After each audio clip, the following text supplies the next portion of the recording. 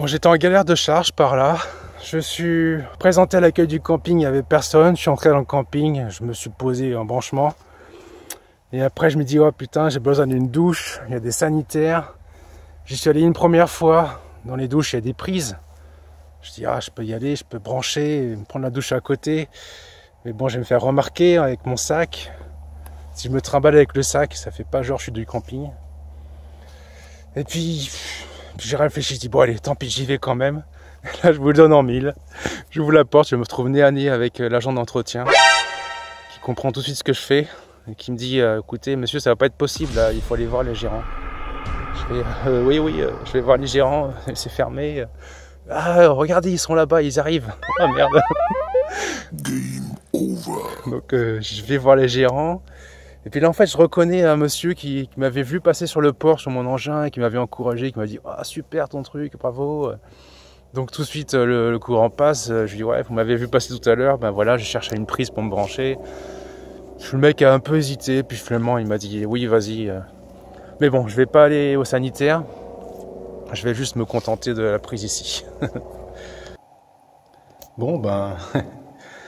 En fait, il y a l'agent d'entretien qui me dit « Oh, vous voulez prendre une douche ?» Alors je fais « Ah ben, j'aimerais bien, oui, si c'est possible. » Il dit « Non, il n'y a pas de souci, mais pas dans ces sanitaires-là, parce qu'on les réserve pour les vendangeurs. » Ah bon? Oui, les vendangeurs reviennent bientôt, il faut que tout soit propre. Je préfère vous y alliez aux autres sanitaires qui sont pour les campeurs. Ah oui, je dis « Ça ne dérange pas. » Non, aucun souci, allez-y. Alors bon, j'ai l'accord du gérant pour la prise et l'accord de l'agent d'entretien pour la douche. Donc... voilà, j'ai pris une bonne douche. À l'origine, je voulais m'enfermer là-dedans et me brancher ici, mais j'avais peur que la roue prenne l'eau. Alors j'ai branché à côté. Et finalement, vu qu'il est midi, tous les campeurs sont en vadrouille.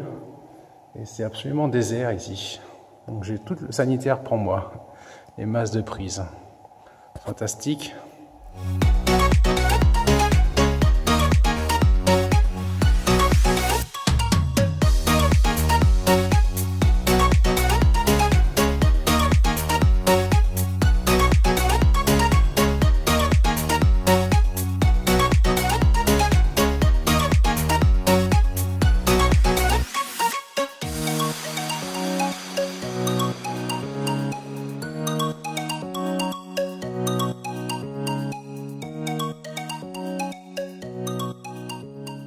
Bon ben voilà, je viens d'effectuer ma dernière charge chez le glacier.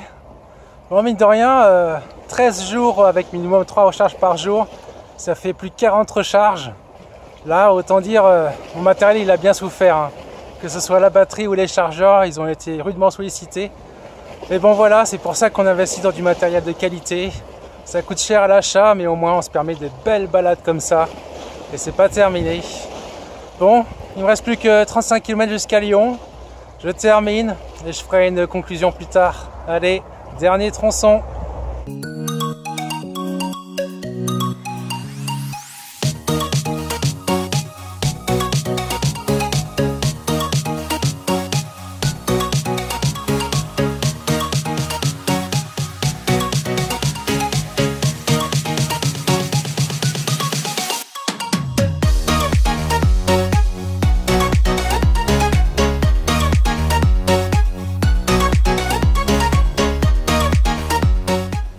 J'ai dormi ici.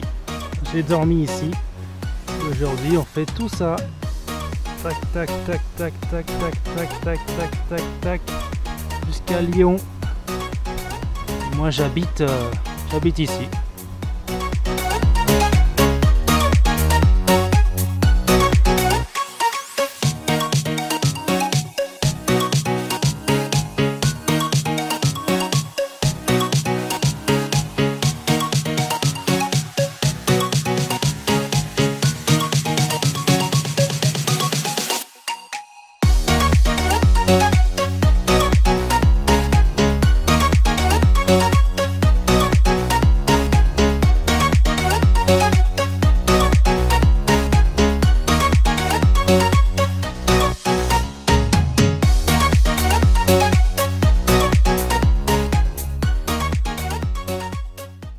Bon, me voilà de retour dans mon fief Lyon, au pied du Crayon.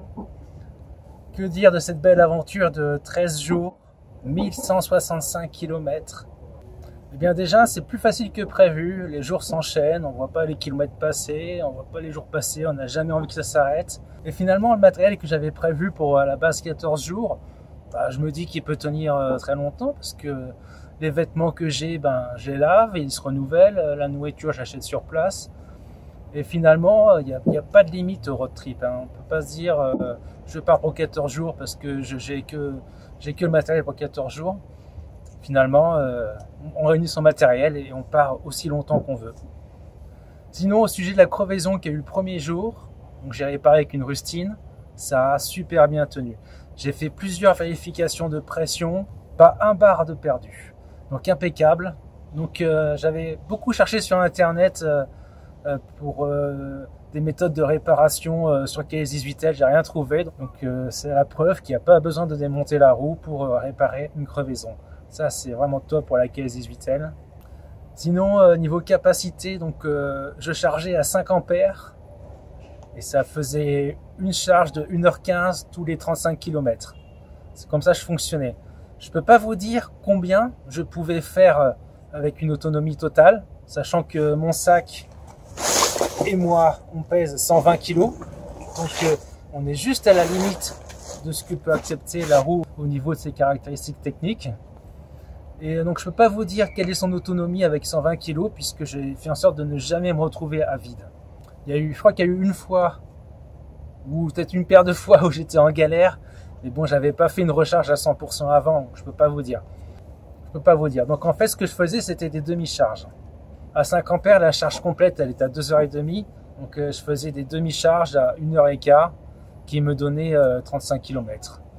Alors si on multiplie par 2, oui, ça fait du 70 pour la charge totale, mais bon, ce n'est que théorique.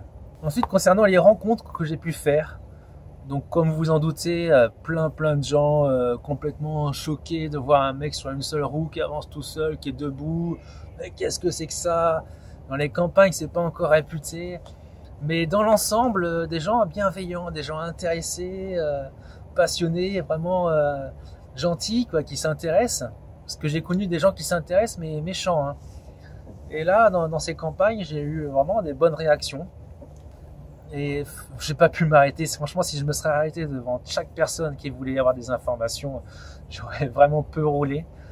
Je regrette un peu qu'il n'y ait pas autant de partage avec les road trippers à vélo. On croise beaucoup de vélos, de cyclotouristes avec la tente, plein d'affaires sur eux, des gens qui font un grand trajet comme moi. Et je m'attendais à ce qu'il y ait des moments de partage avec ces gens-là. Ah, vous venez d'où? Vous allez où? Peut-être qu'on campe ensemble ou qu'on mange ensemble, qu'on se fasse des moments ensemble. Et j'ai essayé d'entretenir le dialogue avec certains. Et déjà, ils étaient bluffés d'avoir un mec debout sur une roue à côté d'eux qui leur parle, alors qu'eux, là, ils étaient sur leur guidon en train de suer dans les montées. Moi, j'étais tranquille, les mains dans les poches. Déjà, il y a cette barrière là de mode de déplacement. Et ouais, je m'attendais à plus de partage entre road trippers. Mais bon, on est seul. On est nomade, on est seul, on se débrouille.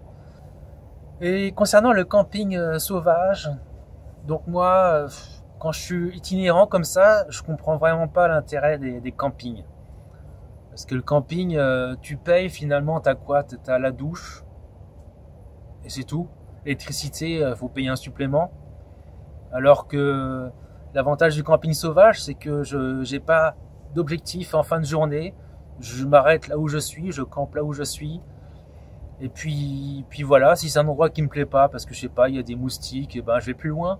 Tandis que si le camping il y a des moustiques, vous êtes au camping. Et donc moi je préfère vraiment la solution du camping sauvage. Après pour l'eau, on trouve de nombreux robinets ailleurs. Pour ce qui est de prendre des douches, il y a la solution du plan d'eau que je vous ai montré, mais bon, c'est assez compliqué de faire des recherches sur internet. On trouve le plan d'eau. Après, comment savoir s'il y a une douche en libre service? C'est assez compliqué. Sinon, se laver dans des robinets, se laver certains membres du corps, ou alors plonger dans une rivière, plonger dans un plan d'eau, essayer de sortir son savon. Sachant que pour se laver, il y a aussi des lingettes de randonneurs qui sont en fait des gants. C'est le même gant dont se servent les infirmiers pour les personnalités.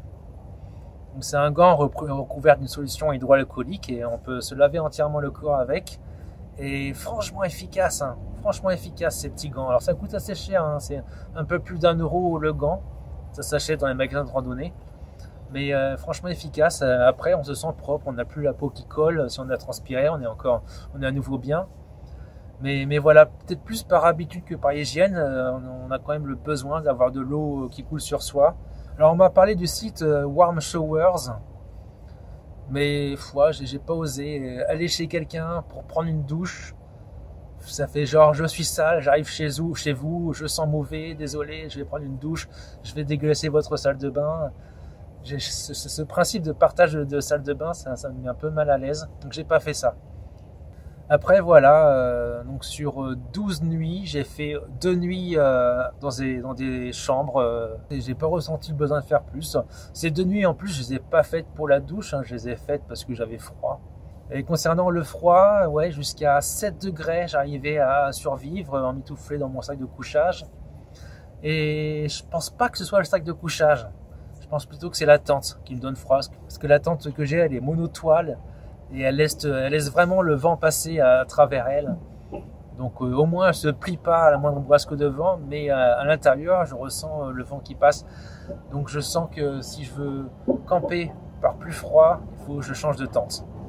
Et concernant l'eau pour boire, 1 litre, enfin une bouteille d'1 litre m'a suffi. Suffit à la fois pour boire, à la fois pour se laver les dents, à la fois pour se mouiller le visage le matin. On n'a pas besoin de plus. Et le premier jour où je me suis trouvé en galère d'eau, c'est juste parce que j'ai vraiment mal joué. Hein.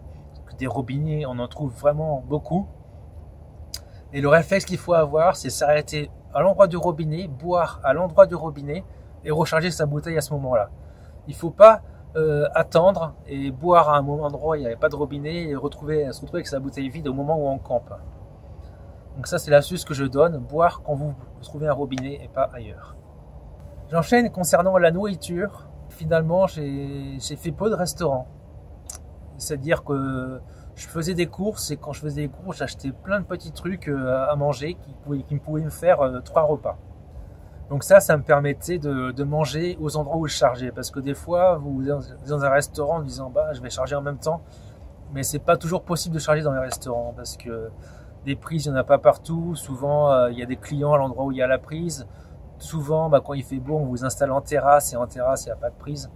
Donc moi, je préfère prendre à emporter, me trouver un bel endroit où charger et manger tout en chargeant. Bon, sur ce, je vous laisse. La nuit est tombée entre-temps. Moi, je vais rentrer à la maison.